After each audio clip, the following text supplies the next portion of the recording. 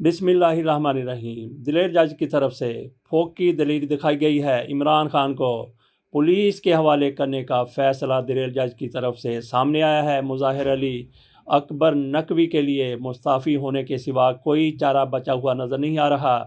नवाज शरीफ के बाद मरीम नवाज़ और शहबाज शरीफ के लिए भी वज़ीर आज़म का प्रोटोकॉल जारी कर दिया गया है। निगरान हुकूमत है। इस दौरान पुराने मेरिट पर एक वज़ीर आया, जब पता चला कि ये तो किसी और मेरिट पर पूरा उतरता है तो उसके बाद उससे इस्तीफ़ा ले लिया गया। पूरी दुनिया में जमहूरियत का राग लापा जाता है, लेकिन सबसे बड़े अदारे में जमहूरियत नज़र नहीं आती। जमहूरियत का फक़दान है। सबसे पहले चलते हैं पहली ख़बर की तरफ, जज दिलेर की तरफ। एक मौके पर इमरान खान का साइफ़र केस सुनने वाले जज अबुल हसन ज़ुल्करनैन की तरफ से कहा गया था कि मैं दिलावर नहीं हूँ, मैं दिलेर जज हूँ।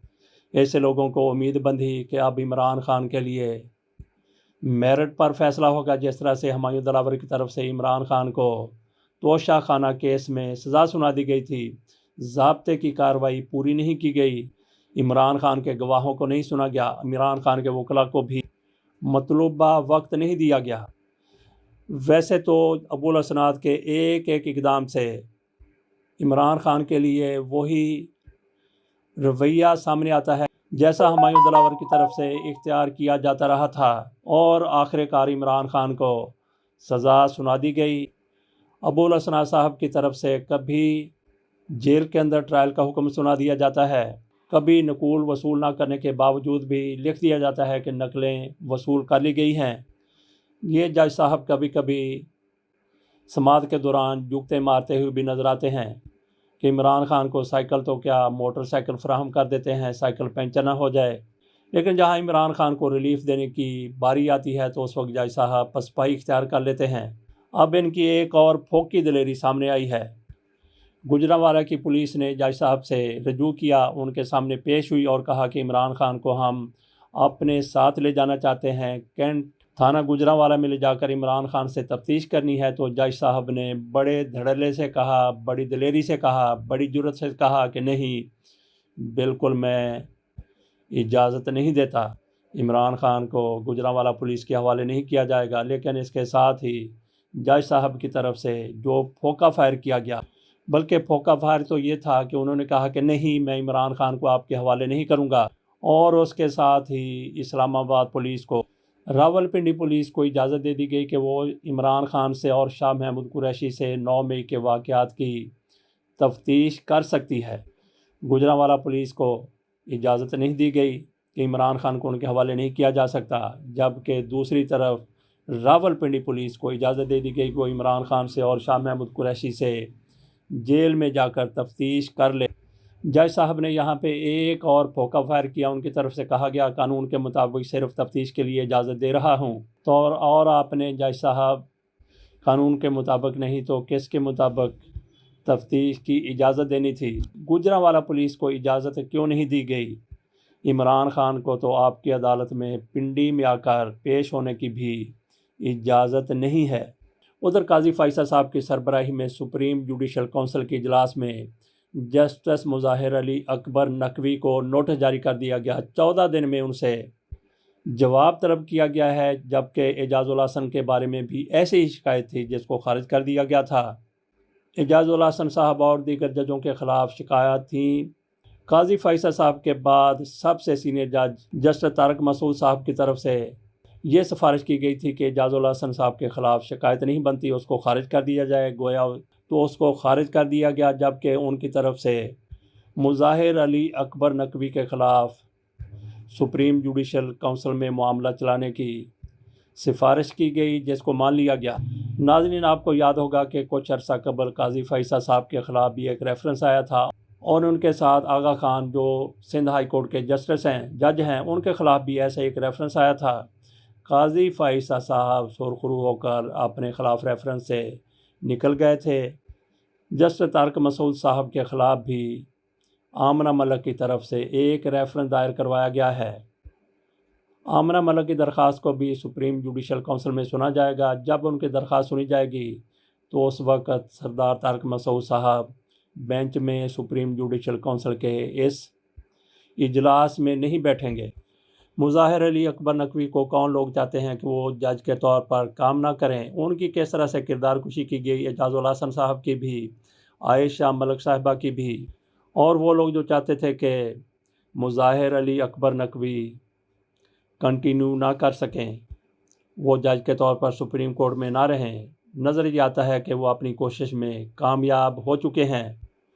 14 दिन का मुज़ाहिर अली अकबर नकवी साहब को नोटिस दिया गया है, शो काज नोटिस। इस दौरान बल्कि जब किसी भी जज के ख़िलाफ़ कार्रवाई हो रही होती है सुप्रीम जुडिशल काउंसिल में, तो किसी भी लम्हे किसी भी मौके पर जज साहब के लिए ये रायत होती है कि वो अगर इस्तीफ़ा दे दे तो उसकी मराहत उसको मिल जाती हैं। अगर उसके ख़िलाफ़ फ़ैसला आ जाता है तो फिर किसी किस्म की कोई पेंशन मिलती है, ना किसी किस्म की कोई और सहूलत बाकी रहती है।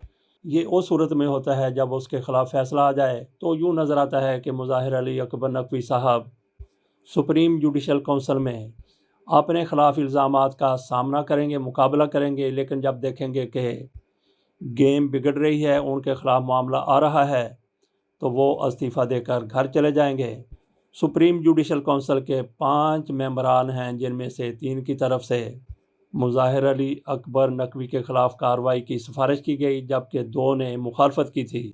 ज़्यादा इम्कान या इसको ख़दशा कह लें यही नज़र आता है कि मुज़ाहिर अली अकबर नकवी साहब बिल आखिर इस्तीफ़ा देने पर मजबूर हो जाएंगे। उधर एक और भी खबर मुलाहिज़ा कीजिए कि नवाज़ शरीफ के बाद मरियम नवाज़ और शहबाज शरीफ के लिए भी वज़ीर आज़म का प्रोटोकॉल जारी कर दिया गया है। जैमर वाली गाड़ियाँ दोनों को फराहम कर दी गई हैं। मियां नवाज़ शरीफ साहब के बाद मरियम नवाज़ के पास अलग से जैमर की गाड़ी होगी और 4 दीगर गाड़ियाँ स्कॉट की गाड़ियाँ अमले समेत वो भी मरियम नवाज़ शरीफ साहिबा को और शहबाज शरीफ साहब को फराहम की जाएंगी। तो यहाँ पे ये सोचने की बात है कि मियां नवाज़ शरीफ के लिए ये सारा कुछ पहले दिया जा चुका है। मियां नवाज़ शरीफ की हिफाजत के लिए गार्ड्स मुकर्रर हैं। अब मरियम नवाज़ शरीफ साहिबा के लिए अलग से गार्ड्स होंगे सरकारी खर्चे पर। और जाती उमरा का बदस्तूर वज़ीर-ए-आज़म हाउस का स्टेटस बरकरार है। निगरान काबीना में एक ऐसा वज़ीर भर्ती कर लिया गया था जो पुराने मेरिट पर पूरा उतरता था। पुराना मेरिट क्या था? शहबाज शरीफ साहब पाकिस्तान के उस रोज़ वज़ीर-ए-आज़म बनाए गए जब उन पर फ़र्द जुर्म आयद होनी थी। निगरान काबीना से पहले शहबाज शरीफ की हुकूमत के दौरान, PDM की हुकूमत के दौरान एक से बढ़कर एक वज़ीर पर मुकदमा थे। 82-83 वज़रा में से 70% किसी न किसी केस का सामना कर रहे थे, ज़मानतों पर रिहा थे। या हम ये तो नहीं कहते कि जितना लुच्चा उतना उच्चा, बहरहाल जितना बड़ा किसी पर करप्शन का इल्ज़ाम उतना ही बड़ा उसके पास ओहदा। ऐसा ही एक शख्स ताहिर जावेद, जिसको अमेरिका से बुलाकर पाकिस्तान में निगरान काबीना में शामिल कर लिया गया, उसके बारे में जब पता चला कि ये बंदा तो चोर है, इस पर अपने इदारों में जिनमें वो काम करते थे चोरी के इल्ज़ामात थे और उनको ऐसे इदारों से निकाला भी गया था। इसी तरह से सिंध की निगरान काबीना में भी ढेडी साहब को शामिल किया गया था। जब पता चला कि वो भी 2 नंबरियाँ करते हैं, उनको भी फारग कर दिया गया था। तो बहरहाल निगरान काबीना में ऐसे शख्स की गुंजाइश नहीं थी कि जो चोर हो, जो करप्ट हो, निगरान काबीना का हिस्सा रह सके। इसके बाद उनको सैक कर दिया गया, बरतरफ कर दिया गया। वो जहाँ से आए थे वहीं पे चले। नाज़रीन, थोड़ी सी बात करते हैं अक़वाम मुत्तहिदा की। अक़वाम मुत्तहिदा दुनिया का सबसे बड़ा प्लेटफार्म है और अक़वाम मुत्तहिदा की सलामती कौंसल वो दुनिया का सबसे बड़ा बाइख्तियार अदारा है। जमहूरियत का बड़ा राग लापा जाता है, लेकिन अगर जमहूरियत नहीं है तो इस अदारे में जमहूरियत नहीं है। वो किस तरह से जमहूरियत नहीं है?